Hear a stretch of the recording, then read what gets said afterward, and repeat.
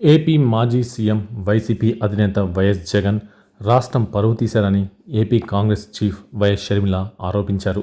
ఈ క్రమంలో ఆమె హైదరాబాద్లో మీడియా సమావేశంలో పాల్గొన్నారు. అందులో మాట్లాడుతూ సంచలన వ్యాఖ్యలు చేశారు. స్టార్ హీరో ప్రభాస్తో తనకు ఎలాంటి సంబంధం లేదని రాష్ట్ర కాంగ్రెస్ చీఫ్ వైఎస్ షర్మిల స్పష్టం చేశారు. వైఎస్ జగన్ తన సైతాన్ సైన్యంతో ప్రభాస్తో నాకు సంబంధం ఉందని ప్రచారం చేయించారని ఆమె ఆరోపించారు. నేనెప్పుడు ప్రభాస్ను చూడలేదు.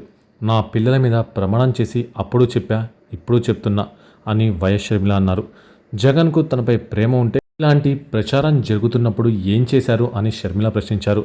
ఈ నేపథ్యంలో ఏపీ మాజీ సీఎం జగన్ పారిశ్రామికవేత్త గౌతమ్ అదానీ 1750 కోట్ల లంచం ఇచ్చినట్లు అమెరికా ఏజెన్సీలో దర్యాప్తులో స్పష్టంగా వెల్లడైందని షర్మిల అన్నారు. ఈ అవినీతి కేసుతో అదానీ దేశం పరువు, జగన్ రాష్ట్రం పరువు తీశారని విమర్శించారు.